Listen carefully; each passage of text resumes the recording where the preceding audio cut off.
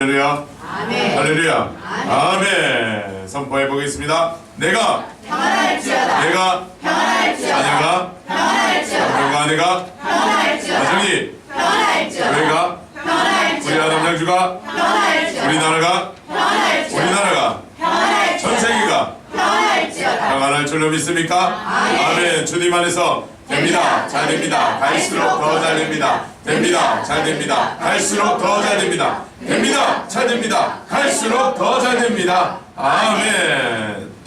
우리가 잘 될 수 있는 이유는, 우리가 평안할 수 있는 이유는 이러한 추위 가운데에서, 오늘 입춘이라고 합니다.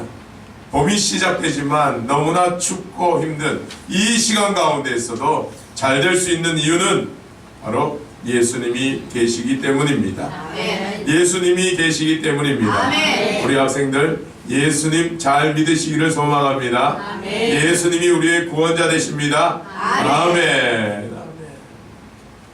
지난주 우리는 진동하는 신앙을 위해 예수님 안에서 한마음 한뜻 그리고 부활의 신앙을 가지고 나아가야 함을 깨달았습니다.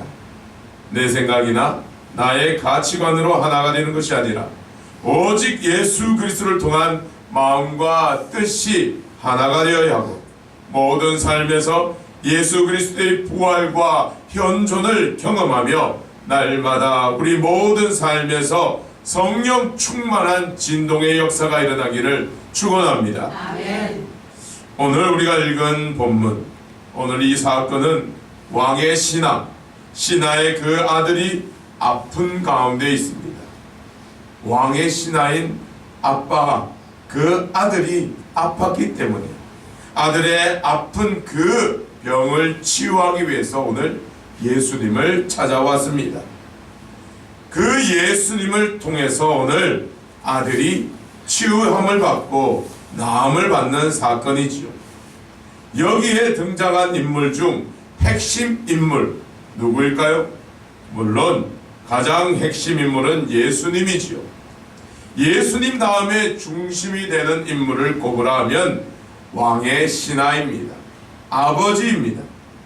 아들이 아픈 가운데서 예수 그리스도의 치유를 바라며 찾아온 아버지의 모습을 우리는 오늘 주목하면서 말씀을 들어야 합니다. 왜냐하면 주님은 왕의 신하의 아들을 치유하는 본문을 통해 우리에게 진동하는 신앙을 소유하기 위해서는 믿음이 필요함을 알려주시기 때문입니다. 따라해 볼까요? 진동하는 신앙은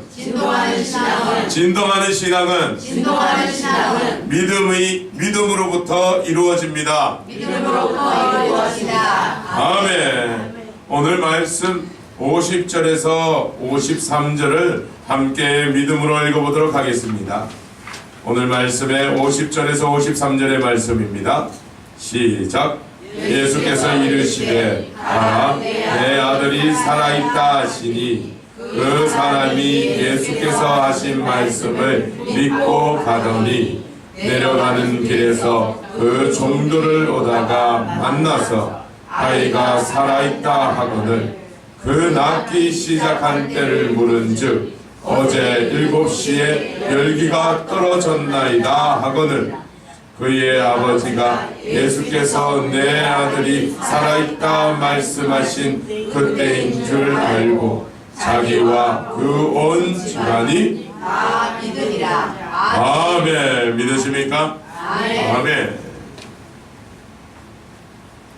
오늘 사건의 흐름상 가장 고비의 순간, 즉 사건의 흐름이 완전히 전환되는 부분을 꼽으라고 하면 저는 50절인가 여겨집니다. 50절 전과 후.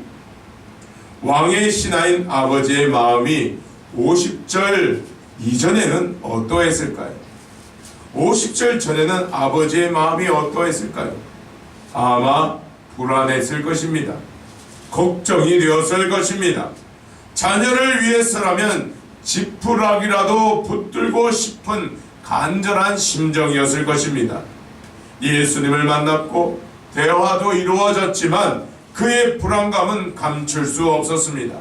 49절에 보면 자신의 아이가 죽게 생겼으니 빨리 가자라고 말합니다. 지금 대화하는 이 시간도 아깝다라는 것이지요. 왜냐하면 지금 자신이 있는 이 갈릴리 가나는 자신의 집인 가버나움까지 40km 정도나 떨어져 있기 때문입니다. 내려가는 길이 너무나 멀기 때문이지요. 오늘 읽을 말씀에 보면 내려가는 길에 하인을 만났고 그 하인과의 대화를 보면 이렇게 얘기합니다. 어제 7시에 열기가 떨어졌다. 그 대화를 보면 자신의 집까지 가는데 하루도 더 넘었다라는 것 같습니다. 그만큼 먼 거리이기에 예수님과 지금 대화하는 이 시간도 너무나 아까운 것이죠. 한시라도 빨리 예수님과 함께 내려가야 아들의 병이 나을 수 있는데 너무나 아까운 시간입니다. 주여 주여 말하는 시간도 아까우니 빨리 내려오소서. 하지만 본문 50절을 기점으로 불안했던 그의 모습은 완전한 회복과 치유, 기쁨과 구원의 역사가 일어나게 됩니다. 50절 이전에는 불안과 아픔, 걱정밖에 없었다라면 그 이후에 기쁨과 회복, 치유, 구원의 역사가 집안에 일어나게 된 것이죠. 그래서 가장 중요한 기점인 50절을 우리는 주목해 보아야 합니다. 다시 한번 50절을 믿음으로 읽어보겠습니다. 우리 학생들도 함께 큰 목소리로 읽어볼까요? 시작! 예수께서 이르시되 가라 내 아들이 살아있다 하시니 그 사람이 예수께서 하신 말씀을 믿고 가더니. 아멘. 50절에서 무엇이 달라졌을까요? 유독 한 사람이 달라졌습니다. 여러분들도 눈치를 채셨을 것입니다. 왕의 신하인 아버지가 달라졌습니다. 예수님도 전과 같이 말씀하고 계셨습니다. 내 아들이 살아있다라고 말씀만 여전히 하셨을 뿐입니다. 변화는 없습니다. 그 시간에 아들도 여전히 아파 있었습니다. 어느 상황도 변하지 않았습니다. 하지만 모든 상황이 똑같음에도 달라진 것이 있었지요. 바로 아버지의 믿음입니다. 아멘. 아버지의 믿음입니다. 아멘. 예수님께서는 48절에 보면 아버지와 같은 그러한 무리들은 표적과 기사, 기적이 아니고서는 도무지 믿지 아니하는 사람들이라고 합니다. 한번 48절을 읽어보도록 하겠습니다. 시작. 예수께서 이르시되 너희는 표적과 기사를 보지 못하면 도무지 믿지 아니하리라. 아멘. 눈앞에 보이는 이상한 일들, 우리가 흔히 말하는 기적들, 상식과 과학으로 밝혀지지 못한 그런 기적이 눈앞에 있어야 믿는 아주 나약한 신앙이라고 지적하고 있습니다. 아버지는 그 말에 마음이 흔들렸던 것 같습니다. 예수님의 그 지적에 자신의 신앙, 예수 그리스도를 향한 믿음을 회복했던 것 같습니다. 그래서 여전히 예수님은 말씀하고 계셨지만 가라 내 아들이 살아있다라는 말씀만 하셨을 뿐이었지만 아버지는 그 말씀을 믿게 됩니다. 아멘. 눈앞에 아무런 현상도 보이지 않았지만 눈앞에 어떤 기적도 보이지 아니하였지만 그는 예수님의 말씀만을 믿고 의심 없이 그는 집으로 돌아가게 된 것이지요. 그 결과 어떻게 되었습니까? 아버지의 믿음이 회복되는 순간, 그의 믿음이 회복되는 순간 그의 사랑하는 자녀도 회복되게 되었습니다. 아멘. 이것입니다. 이것이 바로 복음입니다. 믿는 그 순간에 살 길이 열려버리는 것입니다. 믿는 순간에 진동의 역사, 회복의 역사가 그 가정에 일어나 버리는 것이죠. 사랑하는 평강교회 성도님, 진동하는 신앙, 우리의 모든 것이 성령님의 역사 가운데 진동하기 위해서는 믿음이 필요합니다. 믿음이 필요합니다. 아멘. 믿음이 아니고서는 그 어떤 역사도 의미가 없습니다. 오늘 우리는 요한복음의 말씀을 통해 확실히 깨닫게 되었습니다. 믿음이 회복을 일으키고 믿음이 치유를 일으키고 믿음이 응답을 일으킨다는 사실을 예수님을 믿으시기를 소망합니다. 아멘. 예수님을 잘 믿으시기를 소망합니다. 아멘. 우리 교단에 큰 어른이라고 하면 소천하신 황경직 목사님이 계십니다. 그분이 노년에 병원에서 계실 때 교계 원로들과 후배들, 목사님들이 찾아와서 병문안을 앓고 좋은 말씀을 부탁했을 때 이렇게 말씀했다라고 합니다. 마지막 유언과도 같은 그 중요한 순간에 사랑하는 후배들과 그 교회 원로 목사님들에게 중요한 말 한마디를 합니다. 그분은 이렇게 말했다고 합니다. 여러분, 예수님 잘 믿으세요. 아멘. 예수님 잘 믿으세요. 목사님들에게 그렇게 말했다고 합니다. 예수님 잘 믿으세요. 너무나 단순한 말인 것 같지만 우리는 새겨야 합니다. 내가 예수님을 잘 믿고 있는가? 새겨야 합니다. 혹시 대충 믿는 것은 아닌가? 믿는 척 하는 것은 아닌가?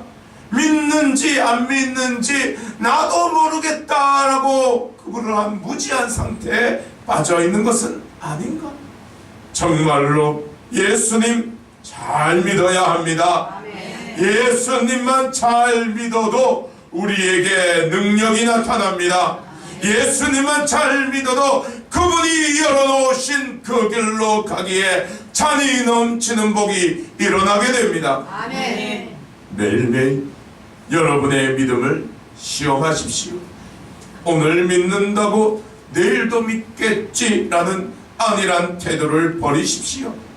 믿음은 끊임없는 주님과의 관계 회복을 통해 이루어집니다.